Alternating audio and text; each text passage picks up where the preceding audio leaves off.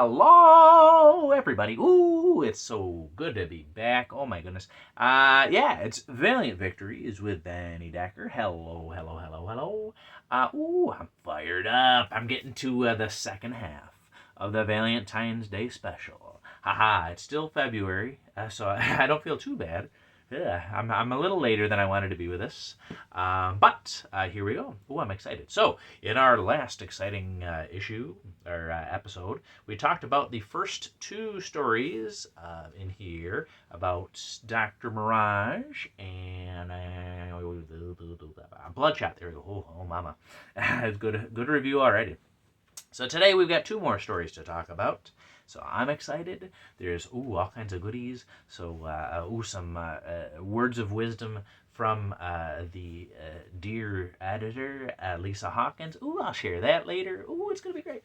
So let's see. Let's get started. So we're gonna get with Faith and Archer in Trustfall. Written by Buddy Scalera. I'm going to try my best with names. I'm pretty sure I got that one, but let me see. Art by Alita Vidal. That's a cool name, too. Lettering by Marina Leone. And edited by Lisa Hawkins. And again, all of these stories were sort of Lisa and the writers working together. So yeah, it's great. So here we go. Also, before we get started, this is the one. This story here had some drama. There's going to be drama. Valiant drama. So there we go. It's not really much drama, but I just wanted you to, watch through a little bit longer. So there we go. All right, so it's starting out with Archer and Faith, and they're doing a trust fall thing where Faith is lifting him, Archer up, and dropping him. There we go. And he's not worried. He's, oh yeah, you're going to get me. I'm not worried. And as one would expect, she is able to rescue him from that. All right. They are planning on going to the XO Memorial. And so we saw in the Bloodshot issue, he was saluting the TV at the end. There was going to be a Bloodshot Memorial because... I'll get into the details in my response from Lisa Hawkins. But Arik had left. We had seen him leave in Exo Man of War Unconquered. There we go. So he was gone, and this was a response to him leaving. So the people of Earth assume that he is dead. Spoiler alert, he's not dead. I gotta do the review for issue 6. I got it here. Maybe I'll do that one later. We'll see. Excellent issue, and not only that, but there's gonna be another EXO series coming after that with the same writers. It's gonna be great. All right, but I gotta focus. We gotta get back on track. So, Archer and Faith, they are on their way to the memorial service, and they're bickering back and forth, and and Archer's like, couldn't we have flown us there? Wouldn't that have been faster? And Faith is like, it's February, it's gonna be cold, and that's a long way, and this way, we can talk. And he's like, well, you said it was gonna be better, and he's like, well, I didn't say it was gonna be that. I said it was gonna be this, and they're bickering back and forth, and again, it's another thing where I'm reading this and I'm like, I don't like this at all. I don't like it. I don't like it. I don't like it.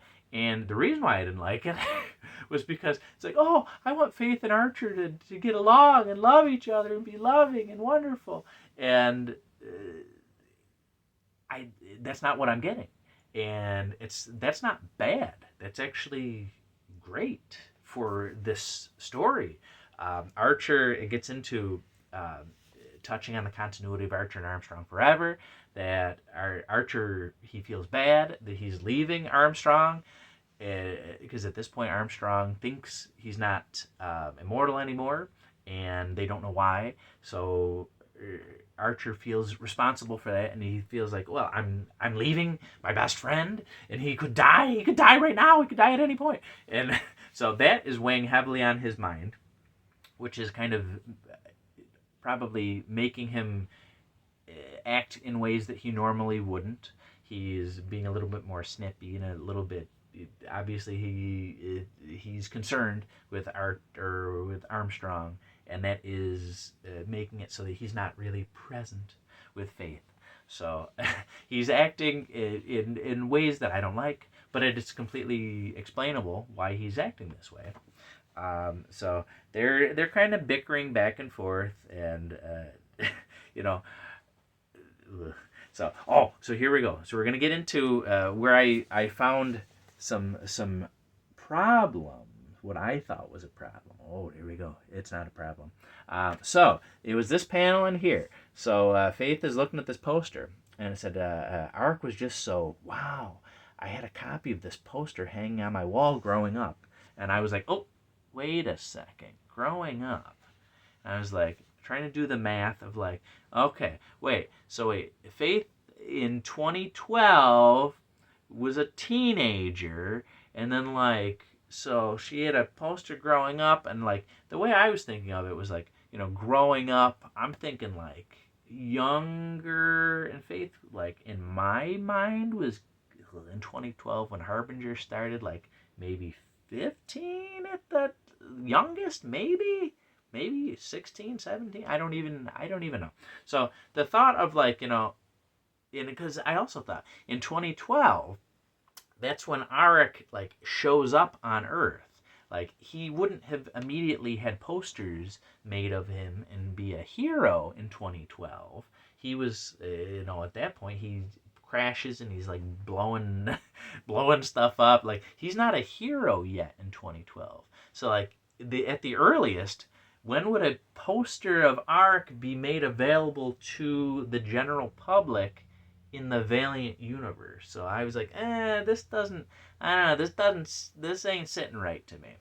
So then I was able to reach out and get in contact with Lisa Hawkins. Oh, let me pull this up. So I asked pretty much everything I just said, like, well, what's going on with this, with the continuity? Like, is it, because I remember before, hearing that the Valiant universe is pretty much, it is the year 2024 now, and that it would be 2024 in the books, but then, like, how old was Faith then versus now? Like, are we trying to retcon, like, that she's only a teenager now and she hasn't aged, and, like, the growing up thing? I wasn't sure. So this is my the response. I won't bore you with the exact message that I sent her, but it was pretty much all that stuff. Like, hey, wait a minute, I don't know about that.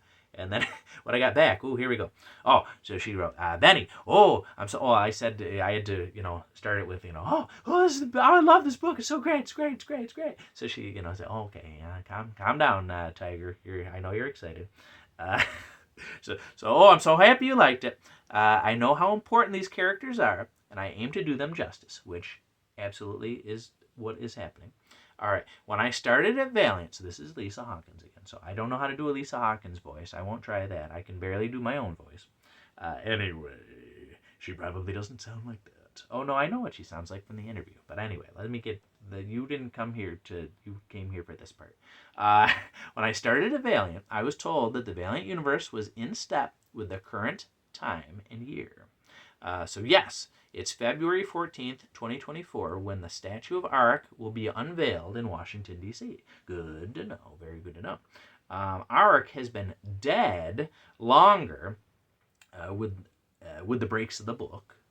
So it's been... she gets into... and it makes it harder to keep a true time frame.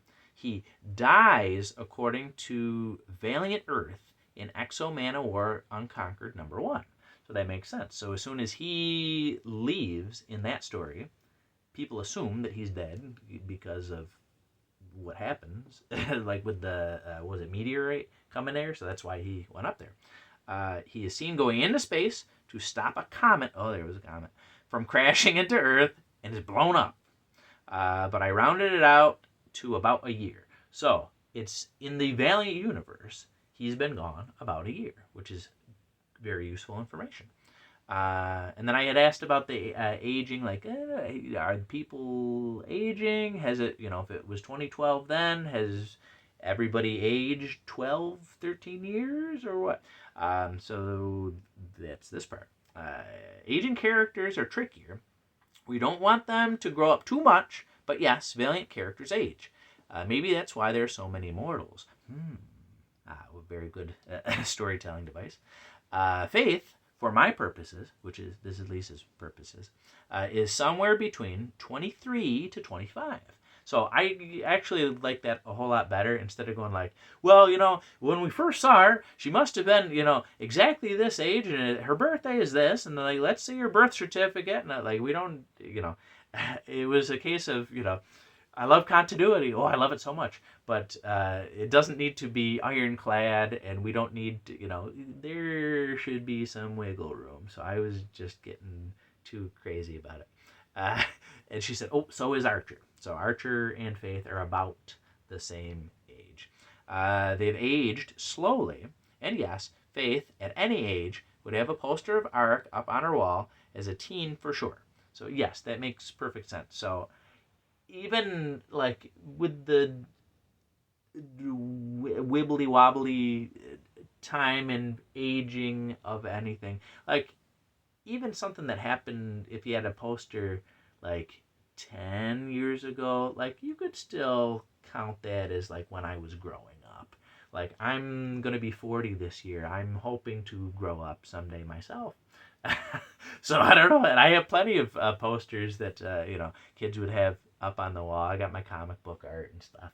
So I think I was, hey, wait a minute. But then as soon as it's all explained, it goes, oh, I guess I was, not thinking correctly on this.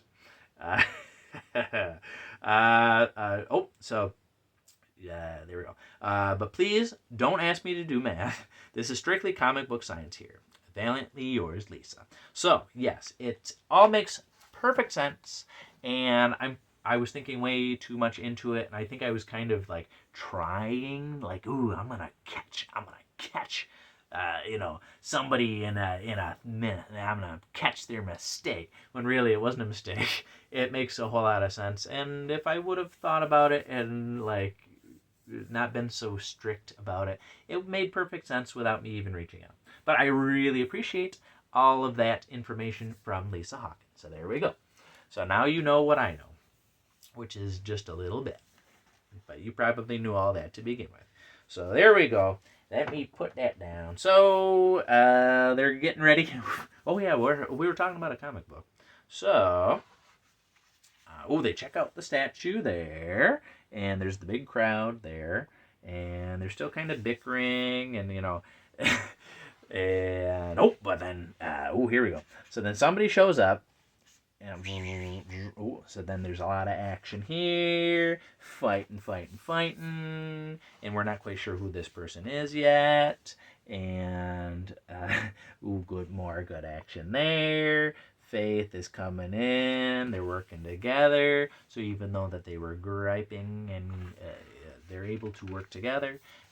But the that person takes out through a little star portal thing, and what's her?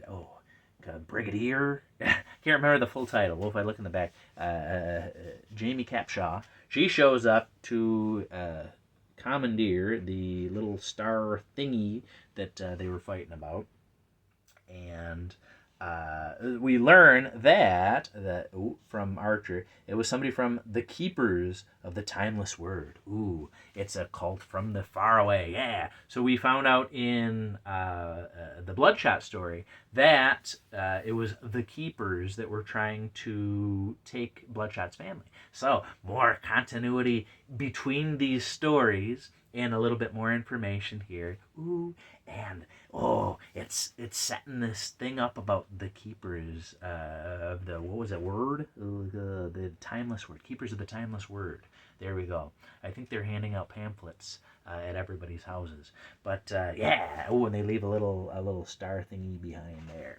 So excellent setting this villainous organization up for something. Maybe we'll see them in the Valiants, or maybe we'll see them in the next Archer and Armstrong series, or maybe we'll see them in Bloodshot Unleashed Reloaded. I don't know, but it's setting this this bigger connected threat. It's not just a threat in Bloodshot or with Archer or Armstrong and Faith. Like, it's going through the whole universe. There's the ripples. So I love it. And then also at the end there, Archer decides that he's gonna go home separately from Faith. It doesn't get into, like, are they broken up? Are they on a break? Are they just fighting? I don't know. But again, another terrible. Oh, it's a terrible way to end it. But it's the truth. It's what happened. It's not. That was just like with the Dr. Mirage story.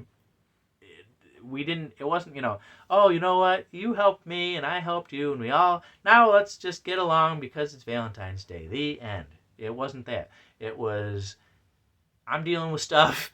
We're trying to, neither one of us is on the same page. We're not clicking, and I'm going to go. So, and that's what it was. And that's what relationships have in them. So it was another thing where it's like, oh, my heart. Oh, I want them to kiss and make up. And they didn't kiss and make up. But that's not the point. The point isn't, it was Valentine's Day and everyone got along and had a good time. There's relationships and it's real. So another story where it's like, it's giving you what you need, not what you want. This is not what I wanted. I wanted a story about how they got along and everything was great. And what I needed was a story about pain and working through it. So again, another great story, good action, good art, and great storytelling. My one, I gotta have at least one thing to, this thing, I didn't ask Lisa about it, but I think I did catch something, but I'd have to look back through to be sure. So in this story, Faith refers to Archer as Archer. Now, in my memory, which is not very good, doesn't Faith always call him Obi, because his name is Obadiah, so she calls him Obi. I don't remember her calling him Archer. I think she would have called him Obi, but maybe it's if they aren't getting along, instead of, Obi, it's more like, Archer. Like, and my wife, Benjamin. Like, I don't want to be called Benjamin. So maybe it's that he doesn't want to be called Archer. So, again, probably something where it makes sense if you actually think about it. Thinking about things. I don't know about that. So there we go. Another great story there. And speaking of another great story, we've got one last one here. Oh, yeah. So The Many Loves of Ninjak. Written by A.J. Ampuada? Ampuada. Ampadu. Oh, wow. I'm still probably wrong. I'm so sorry, AJ. Especially, but Ampadu. I'm going to try that. Please correct me. Because, I'll spoil. If you watched that YouTube interview, which I really should have rewatched, AJ, I'm just going to call you AJ because I think I can get those letters right. He's going to be writing a Ninjak story. Yes, which really, by the time you get to the end of this issue, you go, oh, yes, I do want you to write more. Oh, I'm excited. So there we go. Let me get back to... mama. Anyway, art by Emiliano Correa. I'm going to try... I got to slow down. Maybe that's it. Lettering by Ezekiel Inverni. And edited again by Lisa Hawkins. So there we go. So, Colin, he is waking up next to a lady. But he's feeling like I don't know. Maybe I had too many pork rinds last night. That's, at least when I wake up that way, that's what I think. But here we go. So he's checking. He's getting his pants on, and he's on the blower there with Neville, saying, "Hey, you're supposed to be checking out the lady from what was it? Who infiltrated the Indonesian crime syndicate." So he says, I infiltrated her. And then it was another thing where it was like, if you just read. in Ninjak Super Killers. I'm like, oh, Ninjak, you hussy, you're supposed to be with Mina. Like, weren't you guys have a budding relationship, and now you're infiltrating other women? And it's just, and it sort of gets into in this issue again where so like immediately I'm like, oh, I don't like this. I don't like it. You're supposed to be with Mina. I want everybody to get along and be faithful and be wonderful and loving, and that's not what's happening. And I don't like it. And I think that's why I love this issue, because it's giving me all these things that I don't want. I don't want any of it. I don't want it. I don't like it, and that's why I need it. So there we go. So he's getting dressed, and then all of a sudden, it's getting weird. It's getting weird. And, he's saying, Angelina Alcott. There we go. Oh, so she was dead. But now she's back, and she's fighting. So this whole issue, there's not going to be too much to say, because most of it is a lot of action, which is great. It's very good action and very good art. So there we go. He's going. And then we got Livewire there, another famous lady friend of Ninjak, and then Roku, of course. So I'm kind of zipping through really fast. Sorry, but I gotta get some stuff done. I gotta go back to work tomorrow. Anyway, but here we go. So Colin, he's fighting. Very good action panel there. You can see all the motion there. He's fighting and he's thinking to himself throughout this whole thing, like, I guess. He's reflecting that I've heard all these women. Oh my goodness, I am a hussy. I should be more loving. I should be more in touch with my feelings and care more about these women. This is all my fault. So he is actually he's reflecting on all that. But then he can sense that something's going on from the other side of the wall. And there we go. So he's kicking down the door. There you go. And look at that, Ninja F and Ninja I. There we go. Undisciple and Snapdragon from Ninja K. Is that? Oh my goodness, from way back there? Oh my goodness. And is that Super Killers? Was that? Or not Super Killers. KI6 Killers? There we go. It's been a while, but yes, characters from before that we know and love. Like, and that I struggle to remember because I read it a long time ago and I have a bad memory. But I remember that they were cool and I liked them and I wanted to hear more about them. And then they went away. But they were doing something. Their stuff, it's been continuing. Yes, we have not forgotten about them. So there we go. So they are fighting there, and the astral projections. I remember that. So she's sending out a little dragon thing. He's cutting through, and they're saying that the Jonin has big plans for this world. The Indonesian syndicate is just a small piece of the puzzle. So yes, so he's able to clear the air, like get out from under the astral projections and everything. It's setting up that the other members of the ninja program, they're still out there. They're working together. There's something else going on. It's setting it up. So I'm very excited to hear about whatever this new Ninjak series will be. That's kind of what I thought Super Killers was going to be. Or I was like, Super Killers. It must be the KI6 Killers. Yes. It's going to be great. And then it wasn't. It's still a good story, which I haven't reviewed the second part of. It was good. I really did like it. But it wasn't, that's not what it was about at all. And I was like, okay, well, it's okay.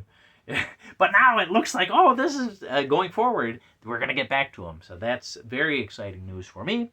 And, so another great story where, I didn't like it. I didn't, why did you, why are you're supposed to be with me?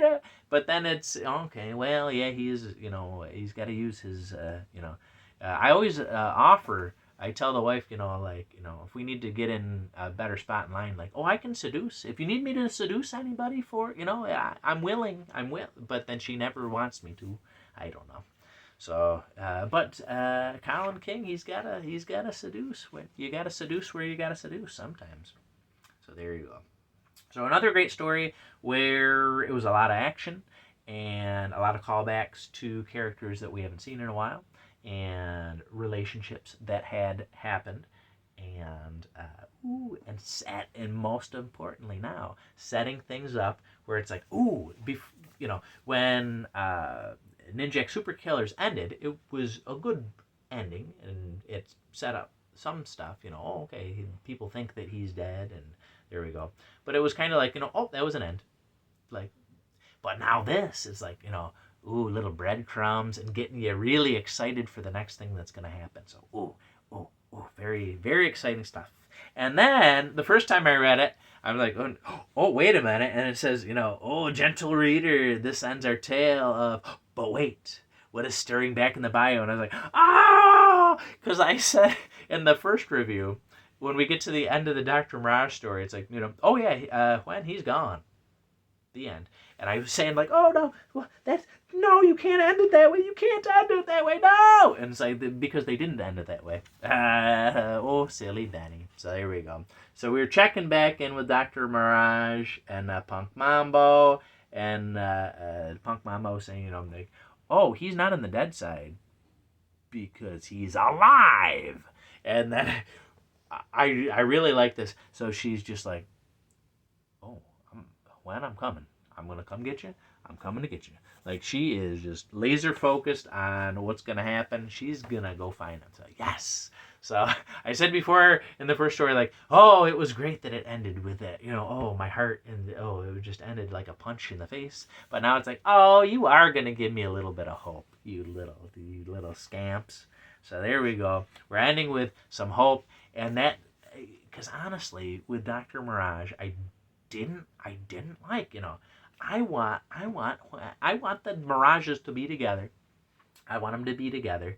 And now there's hope that they will. There we go. So now I'm looking forward at the end of this issue now. I really want to see more Bloodshot. I really want to see more Dr. Mirage, which usually Dr. Mirage, I'm like, okay. Less excitement for Dr. Mirage, a lot more excitement for everybody else. But now I'm getting more excited about Dr. Mirage. I'm really getting more excited about the next Ninjak series that'll be coming out. I want to see more about... I love Archer and Armstrong. That's probably my first Valiant love. So I want to see... I'm glad that continuity is respected from Archer and Armstrong forever. Faith, she's going to be coming back in a Faith Return. So, like, we'll see if their relationship is touched on, or probably not, because it's going to be a different story. But, it'd be nice if it does. But there we go. And then, I didn't get to this part. There's still one more page. But wait, there's more. So, there we go. So, Punk Mambo, she's getting back to bed with her friend. She's, here we go. I'm ready for some... and then there we go. Capshaw's back here, and they need her to help save the world, and says, find out more in The Valiants coming in May 2024. Yes. So I thought before that, though, I think we'll see Punk Mambo again in her own book. What's it? The Punk Witch Project. There we go. There. Yeah, I'm making this up. Yeah, so that's going to be in April. So I'm wondering if she's like, I'll come help you save the world, but first I got to do this. So we'll see. But excellent cover there. That's the one that I pre-ordered. I'm pretty sure. I did pre-order it. I did. I always pre-order my books, and you should too. Pre-order your books, you fools. If you... that was mean. Pre-order your books, you wonderful people that I love. But love yourself. Love your shop. Love Valiant, and show them that love by pre-ordering. I've talked to a couple of people lately, and they're like, now I got to go hunt down this book because I didn't pre-order it, and woe is me, I can't find it because these books are flying off the shelves, and now I can't find it. And say, well, if you pre-order your book, it'll be there, and then you don't need to hunt it down. But anyway, so there we go. I'll get off the soapbox. I'm really only that tall. No, there we go. So as I said before, this is by far and away my very favorite book that I have read in a very long time. It gives me everything that I didn't want. I wanted wonderful, happy stories with, a little end with, oh yeah, and then everyone was great. And it's not what it was. But it does give you some hope. Faith is down there. That was a very realistic presentation of their relationship. It makes perfect sense how it went down, and I can't wait to see if it's something that will be salvaged, if they're going to take a break, if they did break up. I don't know. I'm very invested now in finding out. Ninjak, he got to reflect on, why he is so broken, and he's sort of bringing that into his relationships. He's not able to make these good relationships, so maybe looking back at his past, maybe he will make things work with Mina. Maybe, see, that's what I want. I want everybody to be happy, but I don't know. But maybe he's too broken to be happy. I don't know. So, but I want to see more about them. Bloodshot, it's sort of, that's the one story that was kind of the opposite. In Bloodshot Unleashed, he's just like so broken and so lonely. He's getting put through the grinder, punched and kicked and knocked, and when he's down, he's get back down. Oh, he'd knock him again. But it's like, oh, he does have his family, and he gets to go back. Oh, okay, he's got to go take care of business, but then he gets to come back, and his family loves him, and so, well, it's great. So that was like, okay, that wasn't the story I was expecting, but that's the one. Oh, it's like, oh, okay, oh, my heart, okay, that one's okay. But yeah, and now I'm way, way, way, way more excited about Dr. Mirage than I think I have been in years. The continuity between all of the stories with Arik in the Monument, we get to see about how the Valiant universe is dealing with thinking that Arik is gone. We are catching up with characters that we haven't seen in a while, like Dr. Mirage, Jesse and Magic. We get to see them. We get to see the ninjas from the ninja program. They're setting up new villains and threats that are not just with one character group. It's villains that will affect the whole Valiant universe. It's moving little plots forward. It is putting pins in everybody that now I'm so interested to find out more about. It's exactly what we need, because with Valiant there's just this huge universe, and we don't get to see it all because they're trying their best, but they can only put out so many books a month, and you can only touch upon so many things in those books. Like somebody said on the interview, oh yeah, we're gonna see Harbinger, and I think the answer was like, oh well, I don't think this year, but coming up. So it's like, oh, I want this, I want everybody. I want little, even if it's just little scraps, like, oh, here's Dr. Mirage for just a couple of pages. Here's, Faith and, we haven't seen Faith and Archer together in a little while. It's like, oh, here you go, here's a little bone. So it's like, the anthology is the perfect way to do this. We can check in with, like, a quarter of the universe. Well, that's not a quarter of the universe, but we can check in with so many characters. We can see where everybody is, what they're up to, and it sets up for, like, I said Dr. Mirage, like, I'll read it, but it's like, but now it's like, oh, I can't wait to read Dr. Mirage. I can't wait to get back to Bloodshot. I can't wait to, like, all these things where now I was, oh yeah, I'll be excited to see it, but now it's like, oh, now I'm really excited to see it. So,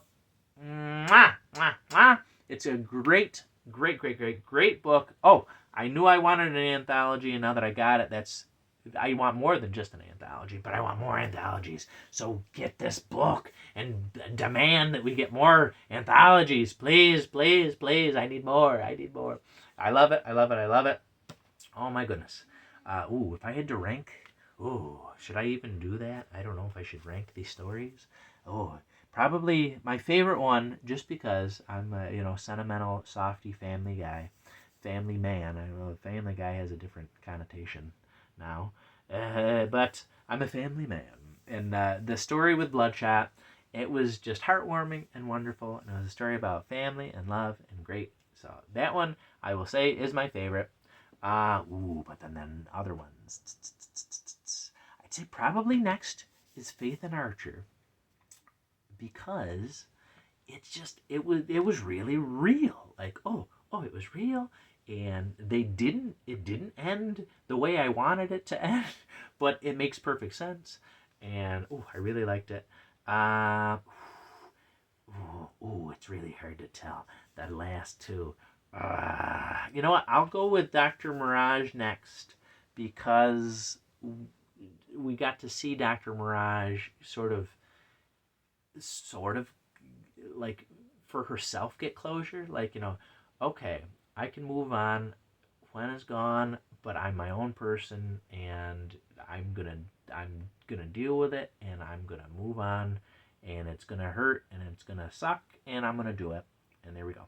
And then we find out, but no, but he's not. He's not gone. So it's like, yay, you you didn't have to go through this horrible emotional journey. Now you get to go on a physical journey and find him.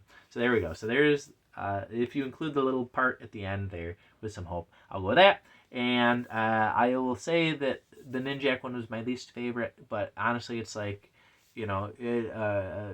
perfect 10, a 9.999, a 9.99, and a 9.9, something like maybe like that, or I don't know. I absolutely adored all the stories. I really cannot wait to see what's going to be next from all of these characters. Not a page was wasted, not a panel was wasted.